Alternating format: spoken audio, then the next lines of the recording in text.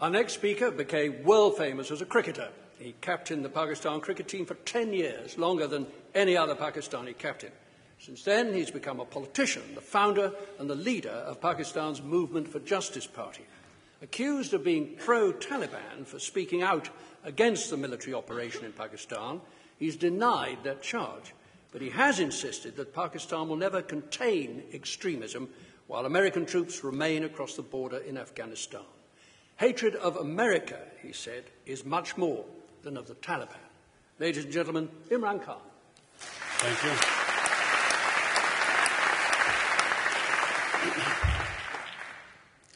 Well, Pakistan was introduced as the most volatile, dangerous place in the world. But no Pakistani was involved in 9/11. There were no militant Taliban in Pakistan. Osama bin Laden, trained by the CIA, was in Afghanistan. So how has this happened? Why is Pakistan today the most dangerous place? In my opinion, it's the military operations that created Taliban. General Musharraf made the biggest blunder in 2004 by sending the Pakistan army to Waziristan. When the army went into Waziristan, and this is very important to understand why the army was sent there, there were supposedly 200 al-Qaeda that had come over after the Tora Bora operation that had come into Waziristan. The fundamental mistake made by General Musharraf was exactly the mistake made by the Americans after 9/11. The real enemy was al-Qaeda. Taliban were religious fundamentalists. They had no capability of hitting Western targets. No Pashtun has ever been involved in international terrorism. Taliban were Pashtuns, not capable of doing anything outside Afghanistan. So by not separating the two, the Americans made the fundamental mistake by pushing the Taliban towards al-Qaeda, whereas they should have separated the two.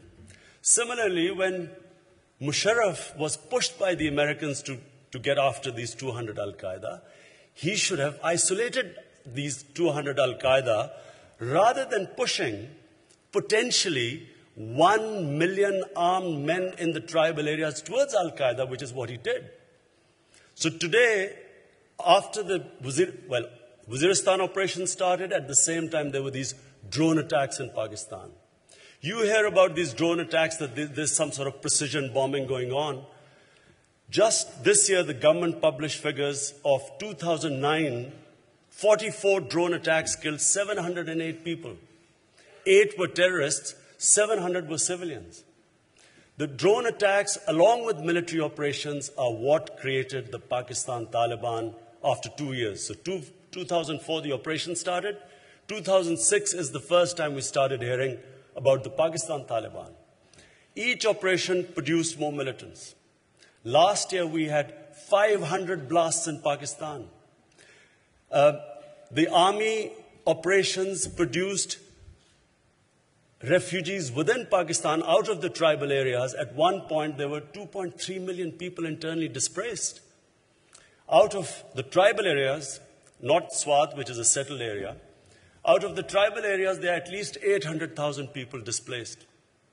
The entire economy of the tribal area has been destroyed. In frontier, the economy has gone down by 80%. There's masses of unemployed youth roaming around. There's discontent in the area. All these operations are feeding the militants.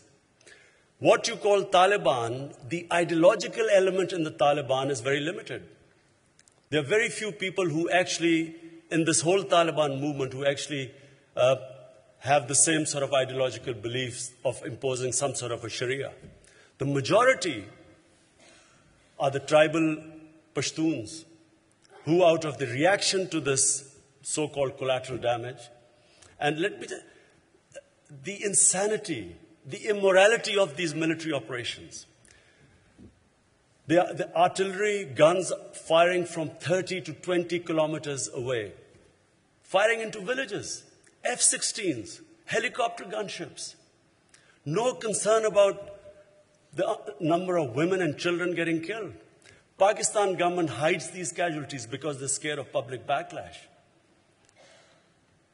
And all it is doing is radicalizing our society. The youth, educated youth in Pakistan is getting radicalized.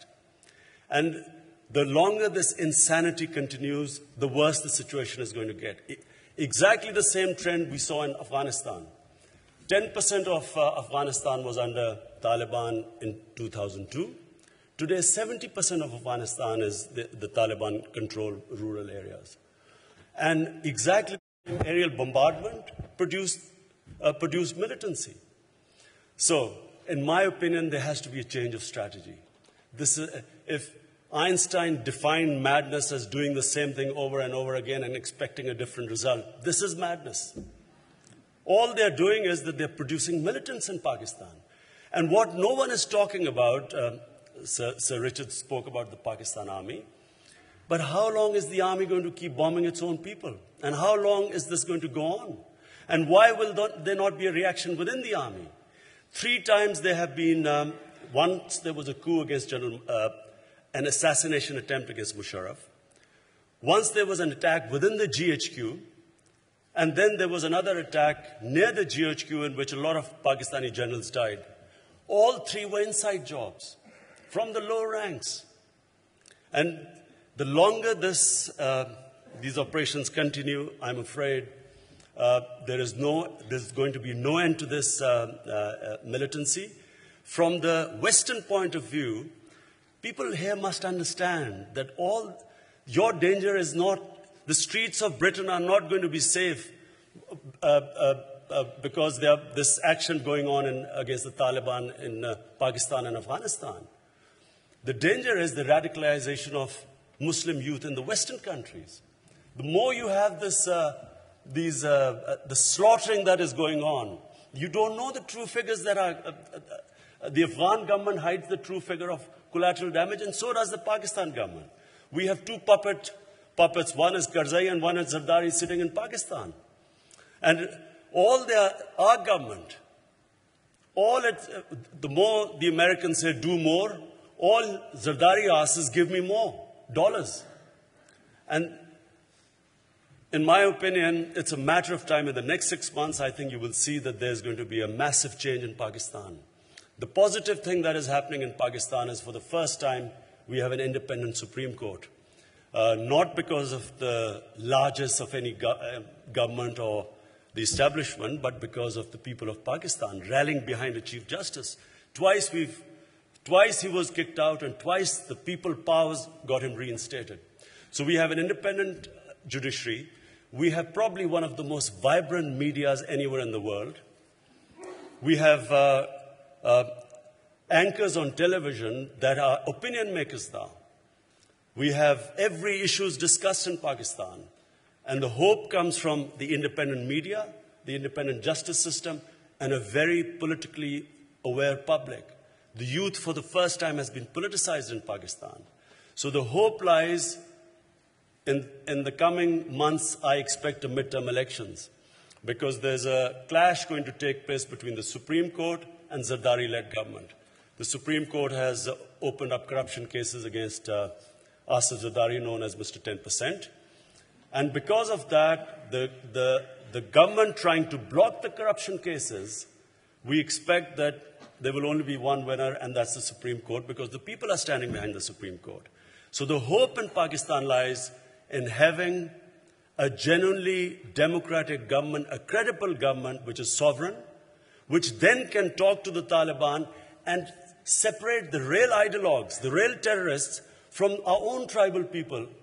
And in separating the two, we hope that there will eventually be peace, and helping the Americans in getting some sort of a government of consensus in Afghanistan, which is the best solution right now. Thank you.